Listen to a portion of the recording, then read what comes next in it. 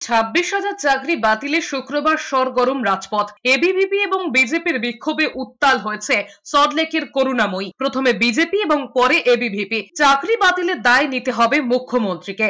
এই দাবিতে BJP SSC ভবন অভিযানের চেষ্টা করতে বাধা দেয় পুলিশ। এরপরই করুণাময়ীতে পুলিশের সঙ্গে ধস্তাধস্তি বেঁধে যায়।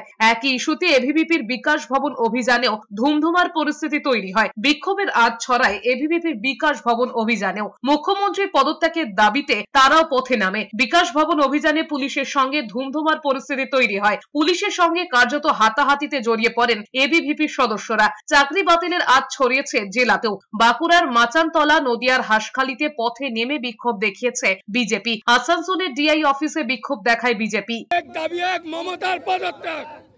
যেভাবে 26,000 বাড়ি নষ্ট করে দিয়েছে, ধ্বংস করে দিয়েছে এই রাজ্য সরকার, আমরা মমতা ব্যানার্জি ইস্তিফা চাই। আজকে এই 26,000 লোকের বাড়ি পেট মমতা ব্যানার্জি ভরে দেবে? পারবে না। এই এসএসসি বিল্ডিং, যাকে আমরা সরস্বতীর মতন আদর করি, ভালোবাসি, মাকে আদর করি, নমস্কার করি, সেই বিল্ডিংটাকে বিক্রি করে দিল। আমি বলছি না, হাইকোর্ট বলছে, সুপ্রিম কোর্ট বলছে।